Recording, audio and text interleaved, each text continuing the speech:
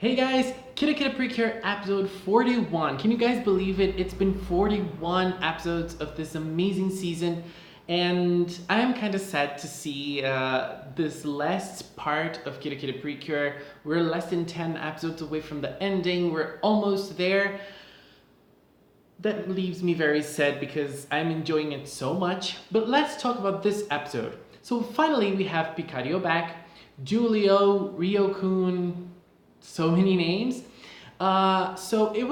This episode was focused on Picario's relationship with his sister Ciel, and also Picario's dealing with his past and dealing with the sins that he committed when he was a servant of Noir. That was a very interesting episode for a lot of different reasons, but for me, the way that he dealt with his past was particularly interesting and particularly impressive because I wasn't really expecting it. I thought that we would just have Picario having fun and getting back to normal life, but no, he was totally focused on what he did in the past. And for that, we have to thank or to despise our villain Eliseo.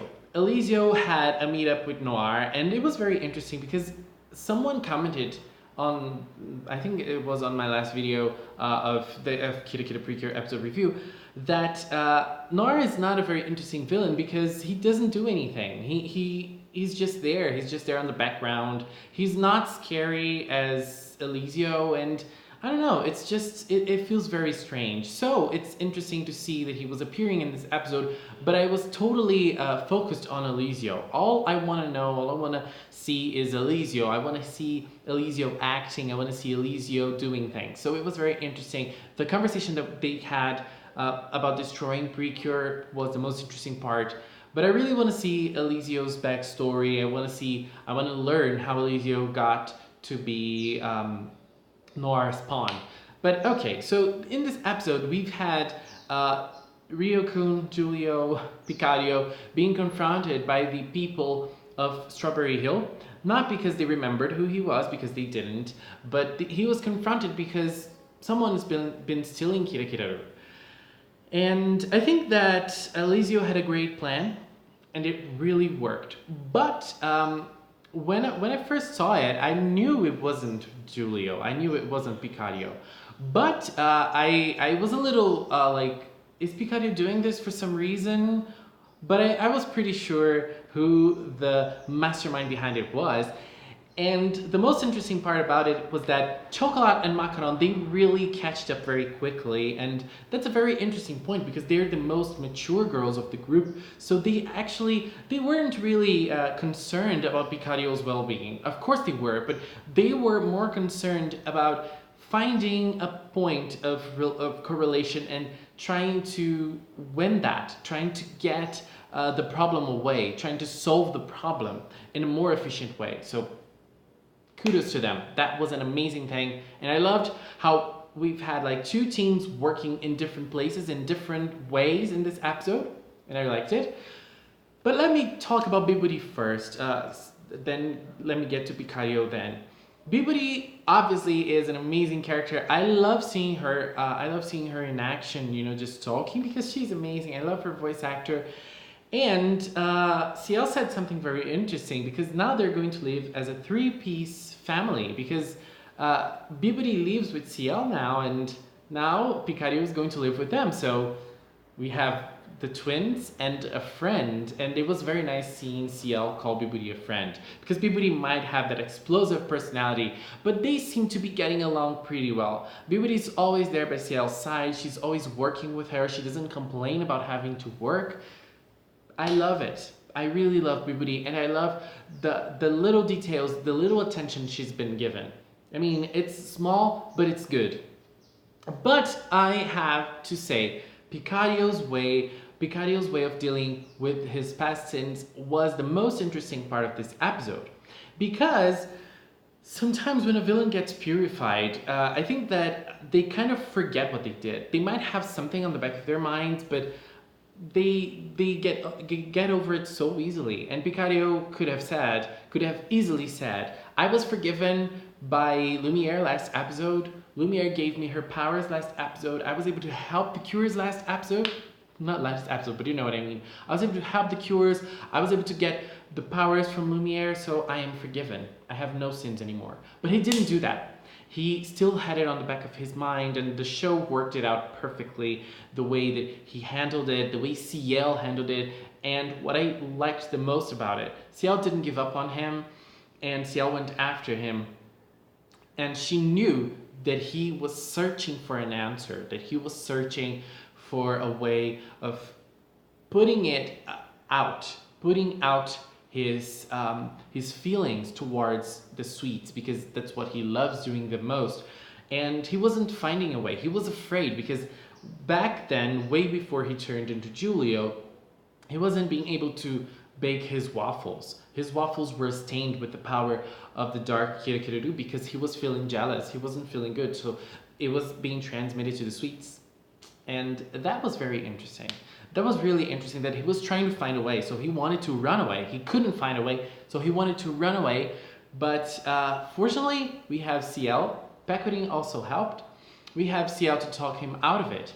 So I liked the way they talked about it, and I liked how Picario was sincere. He really opened up to his sister, and he really showed her his true feelings. I loved that scene. It was a very beautiful scene. They were together, and now Ciel wants to share her dream with him. So she wants to keep on baking. She wants to keep on being a great pâtissière, but she wants the store not to be only hers. She wants him to be in the store with her, and so that they can do things together.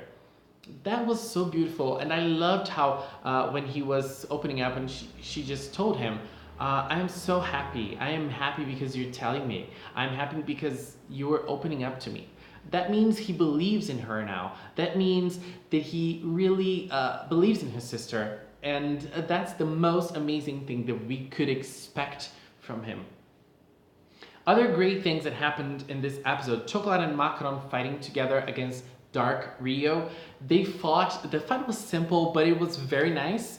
And I miss those kind of things from KIRAKIRA PRECURE. It's been a while since we had something like this, and it was so out of nowhere. But I liked it so much. They were able to fight together. They were able to defeat Dark Rio. They were able to show the townspeople that Rio wasn't the one behind the KIRAKIRA stealing. I loved it, and as I said, I love how they thought of that, putting Macaron and Chocolat together to go after what was going on. So Yukari was able to think of that. She remembered how people were influenced by Diable back then, back like 10 episodes back, 15 episodes back, I don't remember. She was able to remember how people were affected, and she knew there was something behind it. So that's also an amazing thing and an amazing callback. And another thing that I felt that was very interesting, that was very impressive, was the fight against Eliseo.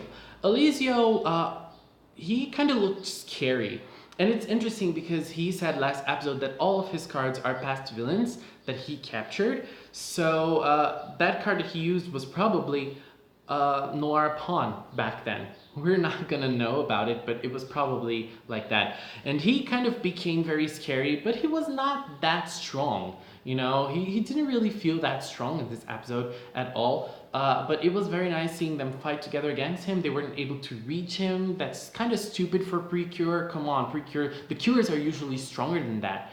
But I think that the most interesting thing was the way Ciel, Cure Parfait, was able to confront him with her powers. She looked really strong, and she was able to defeat him, not by herself, obviously, but she was able to defeat him enough to weaken him enough so that they can use their group power. Amazing. The ending of the episode was very beautiful, and now Picario is also able to live his dreams and to fight against the past scenes that he has, doing what he loves, which is making sweets. So now his waffles are going to be amazing. I'm sure of that, and I'm pretty sure that he's going to be very, very happy with his sister. And we've had a very small scene concerning Aoi. We have like a bridge for next episode, and I am pretty sure next episode is going to be amazing. Lots of drama, it seems, for our girl, for our blue lion, which I adore.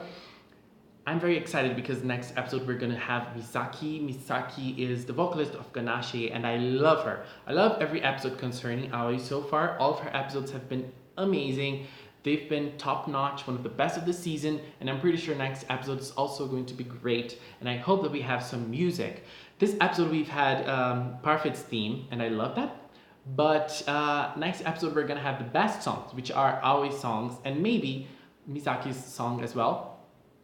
I am really excited for that. Maybe they will sing the duet, the So Believer duet that we have in the vocal album here and there. And I think that with this episode, we kind of confirmed that we're not gonna have individual attacks, new individual attacks, because this was probably Parfit's episode, right? And she didn't have one, but she was able to fight against what's the name of the villain? Eliseo. She was able to fight against Eliseo by herself, and that was amazing. So thank you guys so much for watching. Let's talk about this episode. I hope that we have more news concerning KIRAKIRA Precure soon. I really want to see the official designs in good quality. I am so excited for that. Guys, thanks so much for watching, and until next time, bye bye.